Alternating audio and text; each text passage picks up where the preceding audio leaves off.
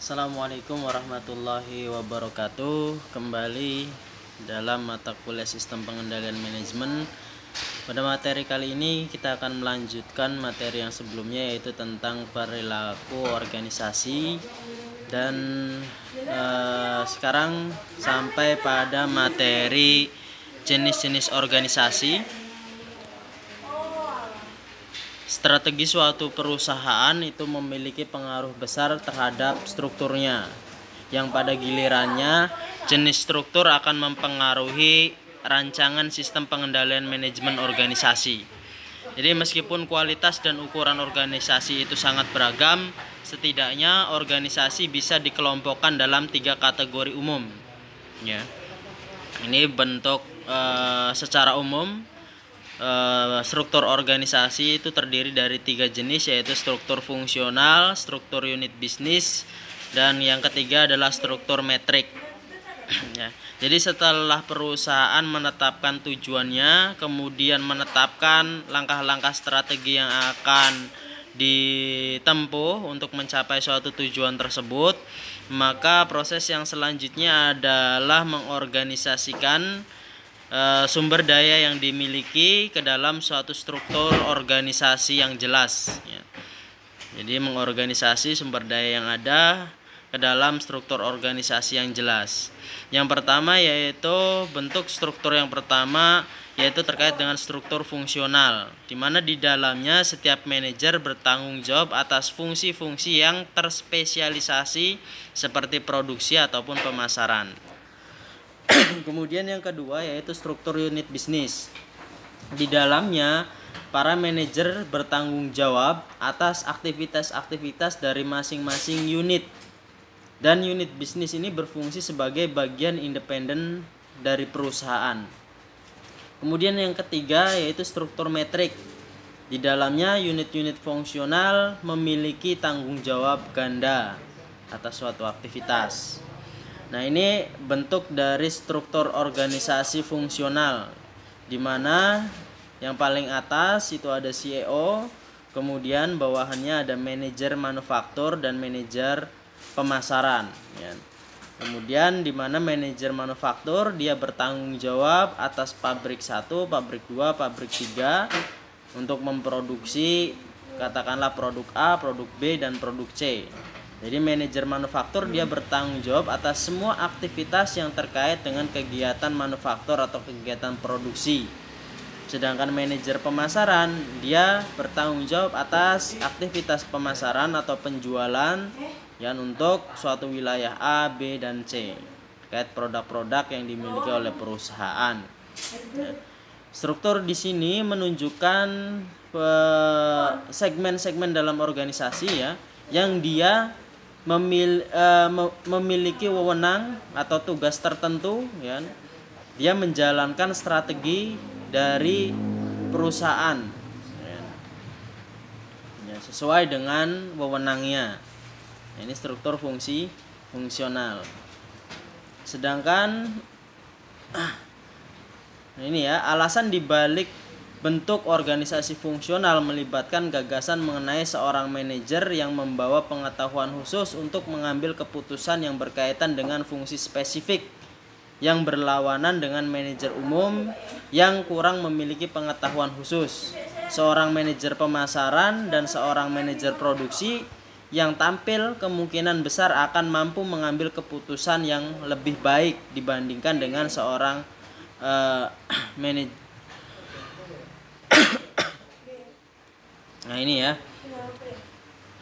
Di sini karena semuanya sudah terspesifikasi, ya. Manajer bertugas di sana bagian manufaktur adalah dia yang memiliki spesifikasi, kemampuan, keterampilan dalam pengambilan keputusan ataupun tindakan terkait dengan aktivitas-aktivitas yang terkait dengan produksi. Ya. Dan di sini CEO masih mengambil peran sentral, ya, peran sentral dalam hal pengambilan keputusan untuk organisasi fungsional di sini, ya. Ya, mengontrol manajer manufaktur dan juga manajer pemasaran. Jadi secara itu CEO di sini dia masih terjun dalam hal kegiatan-kegiatan yang sifatnya operasional.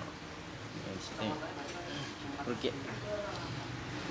Ada sejumlah kelemahan pada struktur fungsional. Pertama, dalam suatu organisasi fungsional terdapat ketidakjelasan dalam menentukan efektivitas manajer fungsional secara terpisah, seperti manajer produksi dan manajer pemasaran. Karena tiap fungsi tersebut sama-sama memberikan kontribusi pada hasil akhir. Oleh karena itu, tidak ada cara untuk menentukan bagian dari laba yang dihasilkan masing-masing fungsi. Nah, ini kesulitannya karena pada dasarnya antara manajer produksi dan manajer pemasaran itu mereka memiliki kontribusi yang sama terhadap perusahaan, tapi alat ukurnya ya kan, untuk mengukur kinerjanya ini yang kemudian sulit untuk menghubungkannya, ya kan? Dimana manajer manufaktur tentu inputnya adalah terkait dengan bahan baku, ya kan? Terkait dengan bahan baku, kemudian tenaga kerja dan juga biaya overhead, sedangkan outputnya adalah output produk, ya kan, yang dihasilkan. Nah, sedangkan pemasaran dia terkait dengan biaya-biaya administrasi, kemudian inputnya terkait dengan biaya-biaya administrasi yang terkait dengan pemasaran dan penjualan, ya kan. Sedangkan outputnya adalah penjualan itu sendiri. Yang pada dasarnya keduanya itu, ya kan, antara manajer bagian manufaktur dan bagian pemasaran dia memiliki peran yang berhubungan langsung terkait dengan perolehan laba, ya. Kemudian kedua, jika organisasi terdiri dari beberapa manajer yang bekerja dalam suatu fungsi yang melaporkan ke beberapa manajer pada tingkat yang lebih tinggi dari fungsi tersebut, maka perselisihan antara manajer dari fungsi-fungsi berbeda hanya dapat diselesaikan di tingkat atas. Jadi meskipun perselisihan itu berasal dari tingkatan organisasi yang paling rendah. Jadi apabila terjadi perselisihan, ya kan? Jadi CEO itu tetap mengambil peran, ya, tetap mengambil peran dalam hal menyelesaikan perselisihan yang terjadi di perusahaan meskipun pada level organisasi yang terendah, ya, sehingga di sini CEO dia tetap mengambil peran, ya kan, terkait dengan aktivitas-aktivitas di lapangan, ya. Kemudian yang ketiga, struktur fungsional tidak memadai untuk diterapkan pada sebuah perusahaan dengan produk dan pasar yang beragam, ya. Jadi perusahaan yang dia melakukan diversifikasi, ya, diversifikasi produk, diversifikasi industri dan lain sebagainya, ya, ini akan sulit, ya. Ini tidak bisa memadai, ya. Struktur fungsional biasanya hanya digunakan pada perusahaan yang memiliki produk yang cenderung sedikit, ya, cenderung sedikit, tidak beragam, homogen. Ya.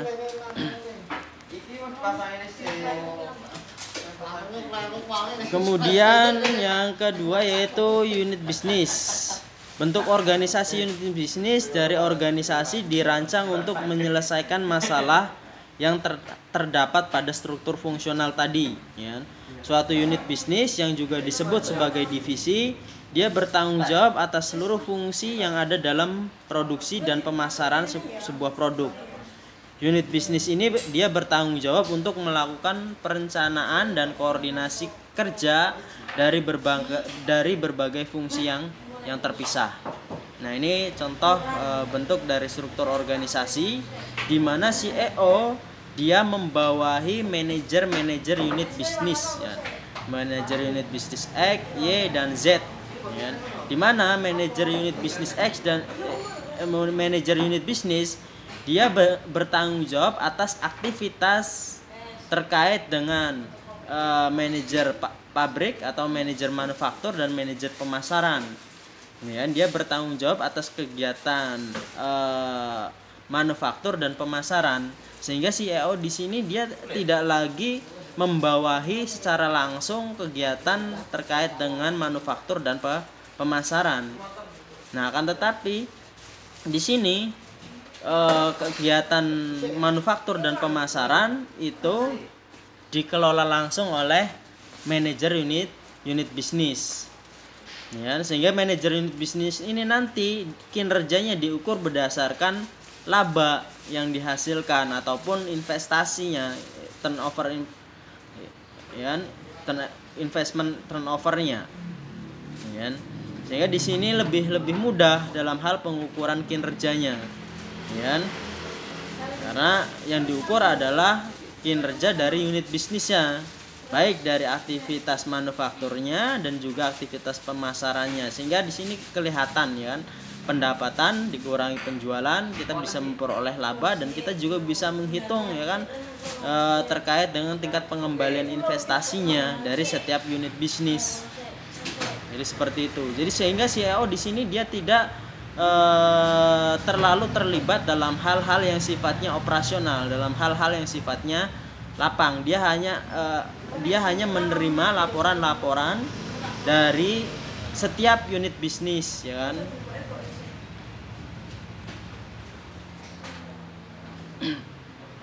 Keunggulan dan kelemahannya, keunggulan dari struktur unit bisnis ini adalah sarana pelatihan bagi manajer. Ya, jadi manajer unit bisnis di sini dia dilatih seperti halnya dia mengelola sebuah perusahaan tersendiri. Ya.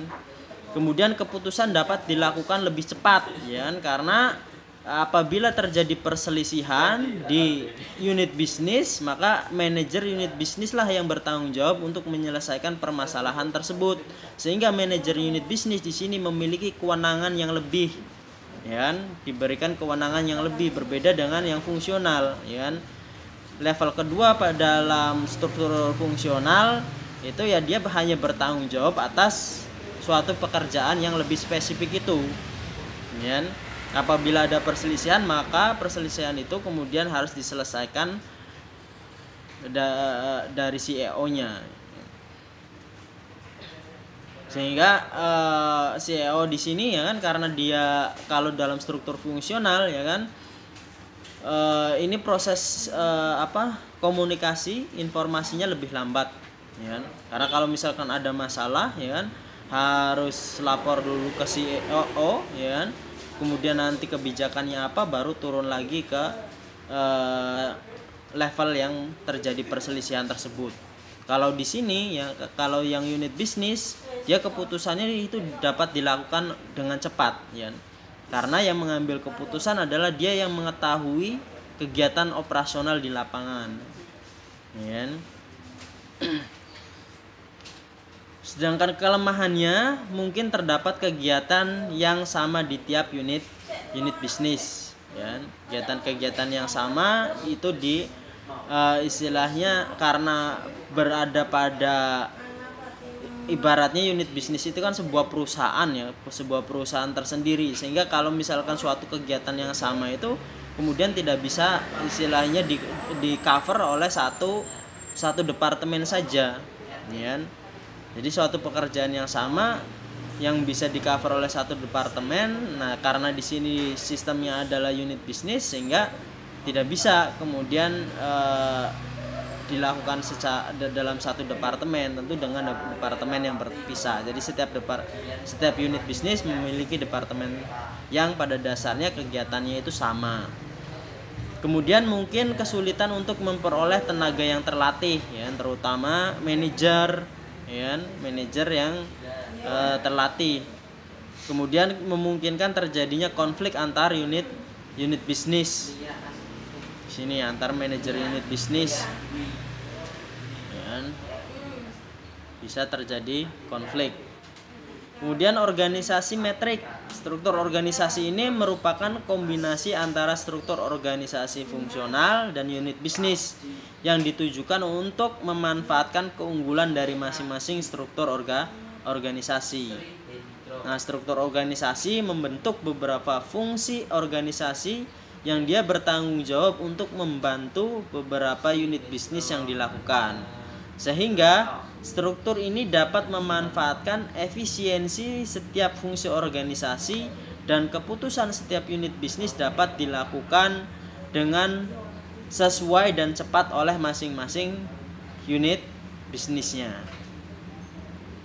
Nah, ini ya organisasi metrik ya, di mana CEO dia membawahi beberapa manajer ya, di mana manajer A, manajer B, manajer C, di mana si manajer A ini ya kan dia bertanggung jawab atas proyek X, proyek Y, proyek Z, kemudian juga manajer fungsi B ya. Misalkan manajer A itu adalah manajer manufaktur ya kan. Berarti dia mengurusi terkait dengan aktivitas manufaktur di proyek X, Y, Z. Kemudian manajer B katakanlah dia manajer pemasaran, berarti dia mengurusi terkait dengan aktivitas pemasaran untuk proyek X, Y, dan Z. Kemudian contoh misalkan manajer C-nya adalah manajer keuangan, maka dia mengurusi aktivitas keuangan yang terkait dengan proyek X, Y, dan Z. Ya seperti itu ya strukturnya.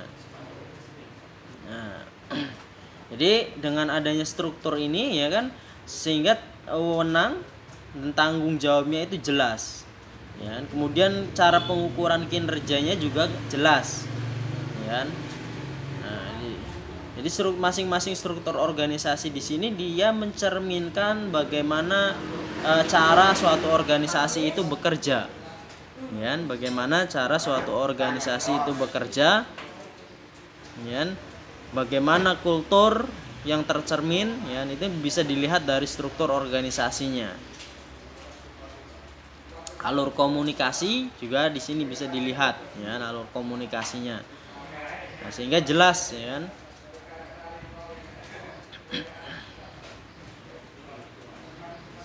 Kemudian fungsi controller, orang yang bertanggung jawab dalam merancang dan mengoperasikan sistem pengendalian manajemen disebut sebagai seorang controller. Nah, sebenarnya di banyak organisasi jabatan, orang ini adalah chief ya, financial officer ya, atau CFO. Nah, controller ini biasanya menjalankan fungsi-fungsi sebagai berikut. CFO yang pertama adalah merancang dan mengoperasikan informasi serta sistem pengendalian. Ini alur komunikasi ya kan. Kemudian juga terkait dengan pengendaliannya.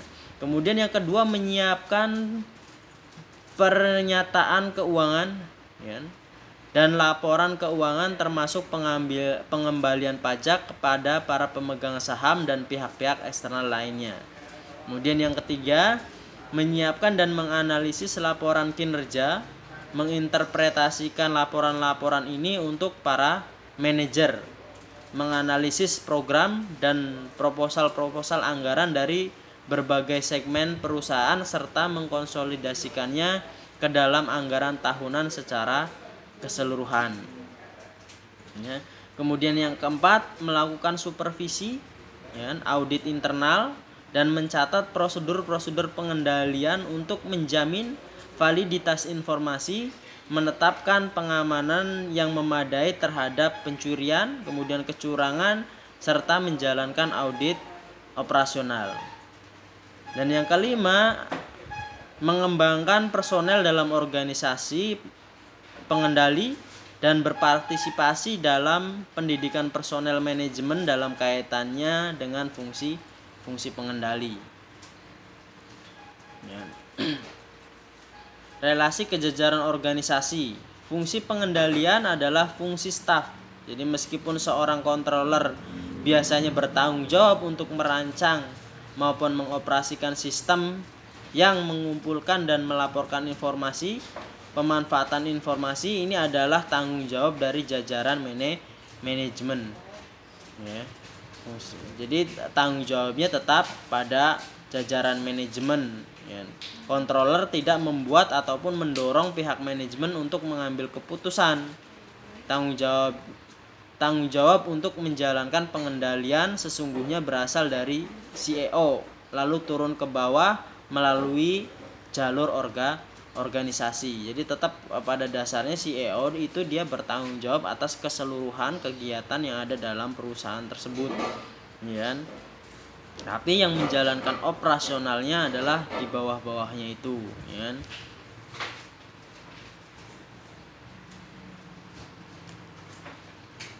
Controller unit bisnis. Para controller unit bisnis mau tidak mau telah membagi loyalitas mereka. Pada satu sisi mereka berutang kesetiaan pada controller korporat yang memegang tanggung jawab operasi sistem pengendalian secara keseluruhan.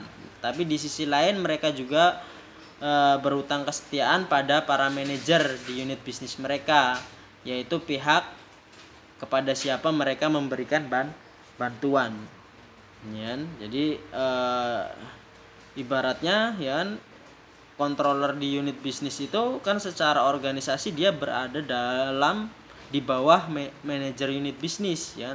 Tetapi dia juga memiliki tanggung jawab, ya kan, harus memiliki loyalitas terhadap controller pusatnya, ya.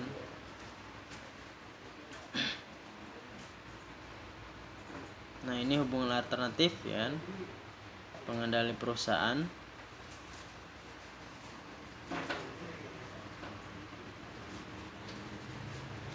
Jadi ada controller pusat, ada controller unit bisnis. Ya, itu saja saya rasa materi yang bisa saya sampaikan terkait dengan perilaku organisasi, ya. Jadi pada intinya, ya, setelah perusahaan di sini menetapkan tujuannya, ya, menetapkan tujuan organisasi, kemudian untuk mencapai tujuan tersebut perusahaan menyusun langkah-langkah strategi yang akan dilakukan untuk mencapai suatu tujuan tersebut, ya, tujuan-tujuan organisasi tersebut. Nah, setelah itu langkah selanjutnya adalah mengorganisasikan dari sumber daya yang dia miliki ke dalam suatu struktur organisasi yang jelas, ya kan? Dimana nanti dalam struktur organisasi itu dalam setiap segmen dia memiliki wewenang dan tanggung jawab yang harus dilaksanakan, ya. Jadi setiap segmen menjalankan strategi-strategi tertentu, ya kan. Jadi perusahaan membagi dari strategi-strategi yang telah dibuat tadi, membagi tugas-tugasnya kepada suatu segmen organisasi tersebut yang nanti akan disebut sebagai pusat pertanggungjawaban. Akan kita bahas pada pertemuan selanjutnya, ya. Jadi masing-masing struktur organisasi yang dipilih nanti akan mencerminkan bagaimana sistem komunikasi yang berjalan, ya kan, bagaimana cara kerja organisasi tersebut, ya kan, kemana dia harus bertanggung jawab, ya kan, wewenangnya apa, itu akan kelihatan di situ, kan. Jadi struktur organisasi di situ mencerminkan, ya kan, cara kerja dari perusahaan. Ya, demikian yang bisa saya sampaikan pada pertemuan kali ini. Terima kasih. Assalamualaikum warahmatullahi wabarakatuh.